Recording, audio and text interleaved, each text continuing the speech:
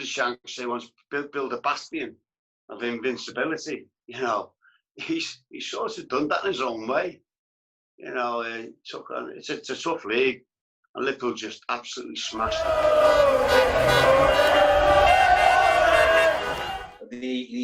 The agony that we've been in for the last 30 years with so many, other teams who have won it, and saying the great Liverpool teams of old, you've not won this particular trophy. The fact that we've never won the Premier League until now is absolutely amazing. You know, we knew it was coming. You know, it's not like a cup final when, you celebrate off the cuff.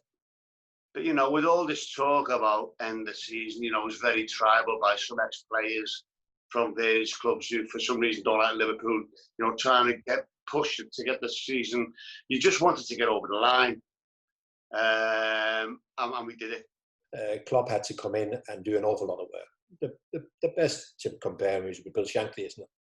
The work that Bill did when he came in 1959, and Klopp did a similar job.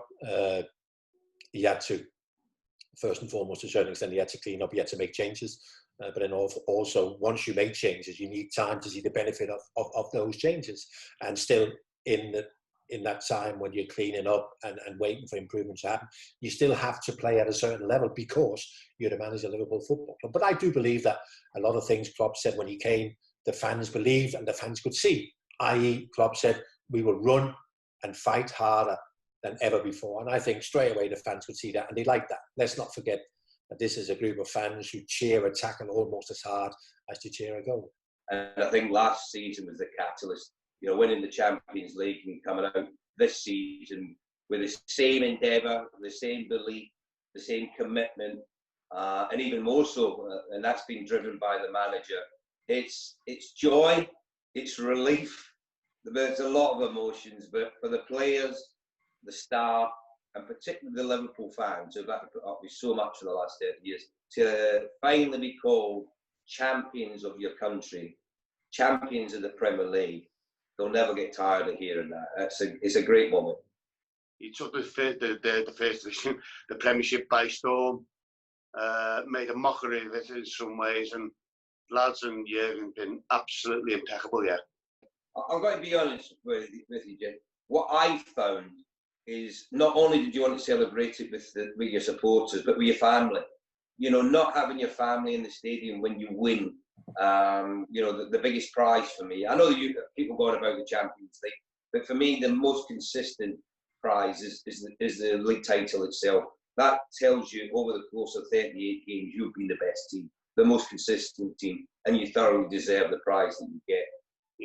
We took it for granted. I certainly took it for granted. I was spoiled on the cop and the boys' pen watching Liverpool win the league year after year. You just wait for the next one to come along, and then you wait 30 years. It's just ridiculous. Absolutely ridiculous. When you just miss out the season before, as we did in 1890, Arsenal on, them scoring more goals, if you like. The goal difference was the same, but they actually scored more goals. Our defensive record was better, and we lost the title that way. But we came out with a renewed assurance about this the following season. And I think it's very similar to the lads this time around. To lose out in the manner they did last year, 30 wins, 7 draws and 1 defeat, was incredible. That will never happen again when you lose it with that number of points to a team that pipped you by 1 point.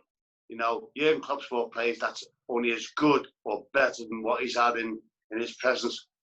So that's why we've ended up with a really good squad of players, really good team. He's bought really well. He's been backed with money that he spent. He's been backed by money that was brought into the club.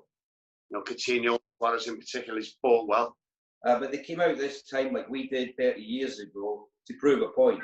They weren't, just going to lay down and let the other teams take over. We were going to come back fighting, and that's what the lads did this season. That's what we did 30 years ago. The team of 1990 in many ways wasn't a remarkable team. It wasn't a remarkable season in many ways, and it was just another league championship win in a long line of them.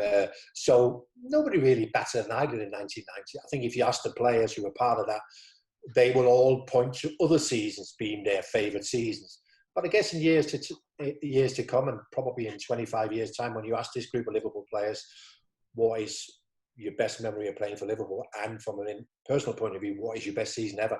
And I think a lot of those players will revisit this season, 2019, 2020. And of course, the 30-year drought has an awful lot to do with that, because it's been building momentum for so many years. But certainly over the last 2 years, the momentum has really built. The fans believed that this was only a matter of time. Smashed it. Ridiculous. After last year as well, how they must have felt. And we're thinking, can they do that again, emulate a season like that, 97 points? And they have done better. It's just amazing. You know, they've made their own history, these lads. You know, a lot of the ex-Liverpool players are called legends, quite rightly so. Roger Hunt and, you know, people like them in the past. These lads have earned the right, you know, to be put in the same sentence as some of these players, because what they've done this season.